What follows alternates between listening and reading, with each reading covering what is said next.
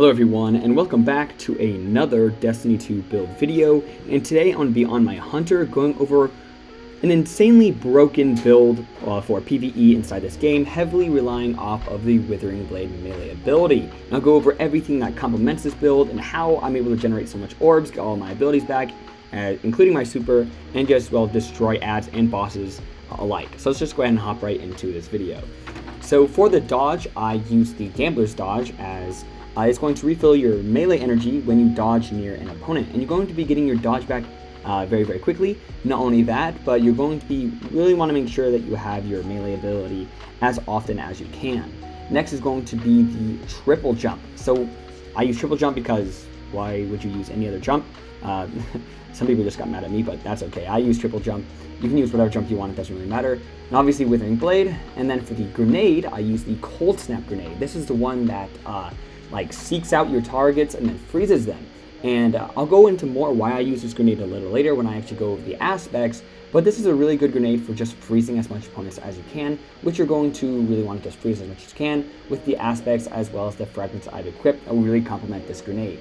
So for the first aspect, I use something called the Touch of Winter. So basically all this does is it increases your grenade's effectiveness. And they each affect the grenades differently, but I use the, as I said earlier, I use the Cold Snap grenade, which seeks it out, and with this aspect is going to, first it's going to track them a lot faster and better, and it also creates a little stasis crystal every single time it freezes them, which is going to be extremely helpful with getting your melee energy back and just all of your abilities back in general when I go over the fragments. So definitely have this one equipped. Next is going to be Grim Harvest. Yes, I don't use Shadow Dive on this build, and it is not required at all. So what this aspect does is every single time you defeat a slow or frozen combatant, whether that's completing them with a frozen ability or just freezing them and then destroying them with anything, it will automatically trigger. Basically, anytime you defeat a slowed or frozen combatant, it's going to create this little shard that when you pick up these shards, it's going to give you melee energy either to you or your allies, which is going to be extremely helpful because, as I said, this is going to be focusing on your melee ability, so you want to make sure you're able to get melee energy back very quickly. So let's go ahead and hop into the fragments. So the first fragment I use is going to be called Whisper of Shards. And what that's going to give you is every single time you shatter a stasis crystal, it's going to increase your grenade recharge rate, which is going to be extremely helpful because remember in the aspect where it creates those little glaciers every single time you freeze an opponent, well, those actually count towards this fragment. So every time you freeze an enemy and you break that crystal, it's going to give you that boost to energy. Not only that, but if you use the exotic I use, you're going to get it back extremely quickly. And all the other perks I use, just you'll be getting your grenade a lot, and that's going to allow you to be able to freeze enemies all the time and gain access to a lot of other perks I'll be talking about a little later down the line. Also, it gives you plus 10 resilience, which is extremely helpful. Next is going to be Whisper of Conduction. So what this fragment does is anytime you create one of those little shards, like little shards through the Grim Harvest stasis aspect, instead of just sitting there, they're going to actually track your location, so you don't have to run after them and go find them. They'll just come to you. It also gives you plus 10 resilience and plus 10 intellect, so it's more of an ease of use for this build because it's going to track you and give you a little bit more towards your stats. Next is going to be Whisper of Change. So this is one I personally like because I love the extra resilience. This one works really well with the other fragment I use after this one.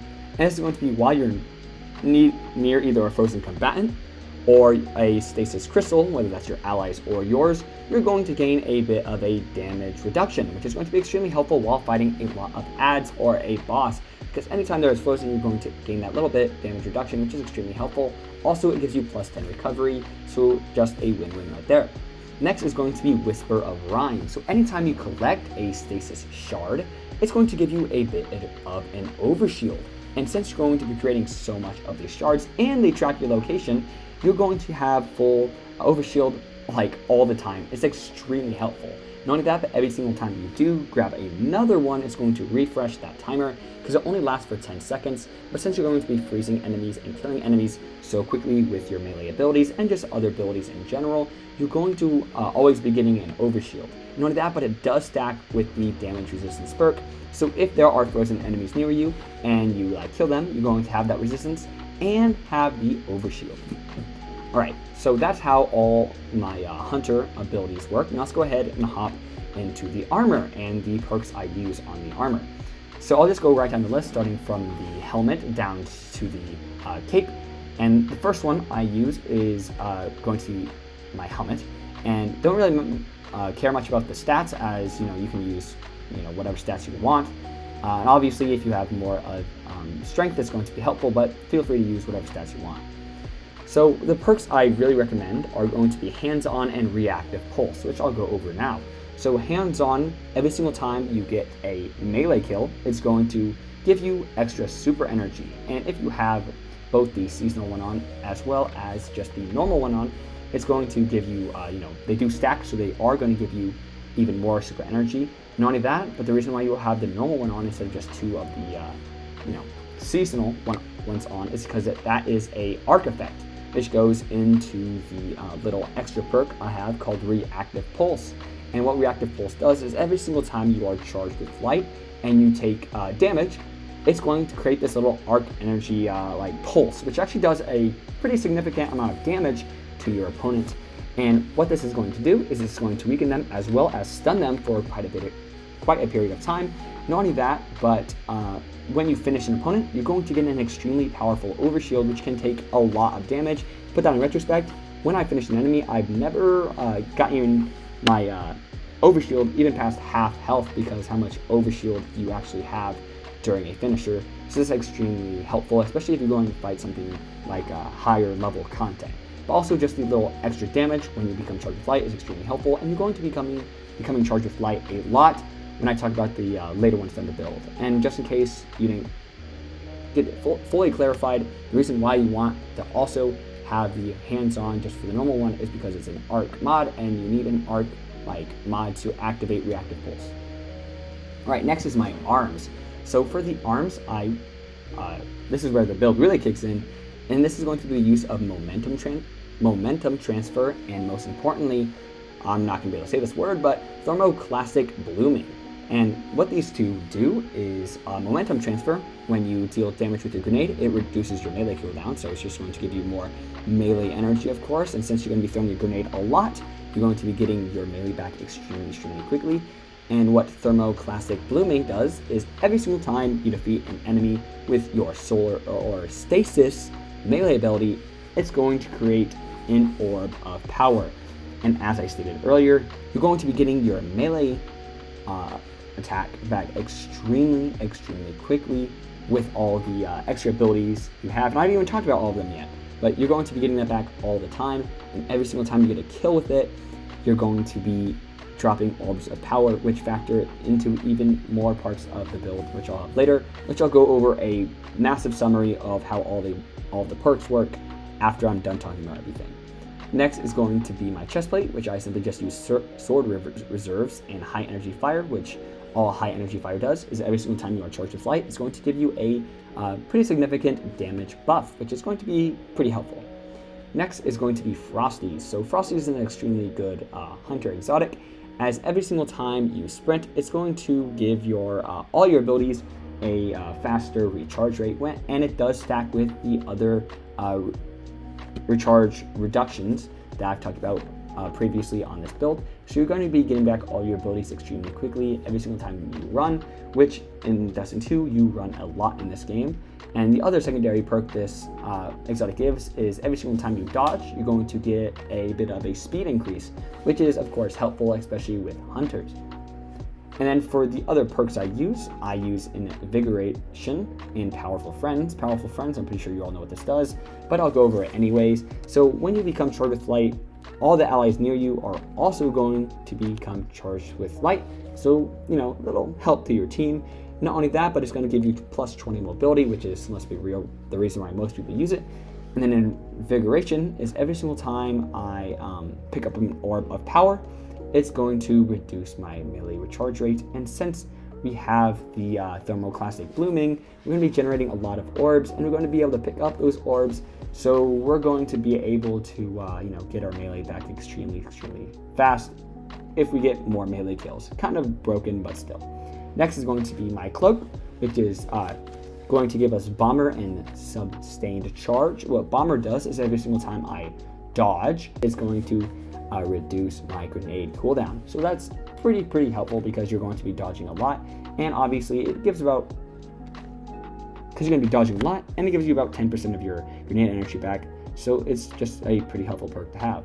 Next, I have sustained charge, which is basically you can become charged with light by defeating enemies with an auto rifle, machine gun, or trace rifle. And all you need to do is really kill like 2 or 3 enemies, and it's going to give you charged with light, which is just another easy way to become charged with light, because you want to make sure you're staying charged with light a lot, so you can have all those extra perks like the damage bonus as well as reactive pulse. And now for the weapons. So the weapons I use are Monte Carlo, first in last out, and Quick Fang. So Monte Carlo is really a star of this build as well, because every single time you deal damage with this auto rifle, you're going to be reducing your melee cooldown. And obviously, since we're going to be focusing on melee attacks, having a weapon that decreases our melee cooldown is going to be extremely helpful. So what Monte Carlo does is has 2 ways of giving you your melee back. One is going to be just doing damage to the opponent. Is going to slowly, pretty rapidly actually, give you melee energy. And the second way is if you kill an enemy, it has a chance to just fully give you your melee energy back, which is about, in my opinion, about 15 to 20% of the time. It'll give you that instant melee energy, which is pretty darn good. Not only that, but when you do get a melee kill, when you have this weapon equipped, you're going to deal extra damage with this weapon. Also, if you're not fully reloaded and you get a melee kill, it's going to fully reload Monte Carlo. Next is going to be first and last out. So this is more of a weapon that you want to use against like bosses or against higher ranked enemies, because it's a precision shotgun, and it's going to be dealing a lot of damage. And I have auto-loading holster, vorpal weapon, and a major spec on it. So it's a pretty doggone good shotgun. Next is going to be Quick Fang. So Quick Fang is an amazing hunter exclusive sword, which has a lightweight frame. So it's going to allow you to attack faster as well as just run faster while having this equipped. And for the perks, I have Tireless Blade and On Guard, I'm guessing. I don't know if I'm saying that wrong, but that's what it is. So what Tireless Blade is every single time you hit an enemy multiple times, it's going to give you more ammo for your sword, which is kind of a weird saying, but it's still a saying. And what On Guard does is every single time you quickly switch this weapon, it'll deal bonus damage, which is a pretty helpful perk. And obviously I have boss spec on it too. So now let's go over a pretty quick description of how everything factors into everything.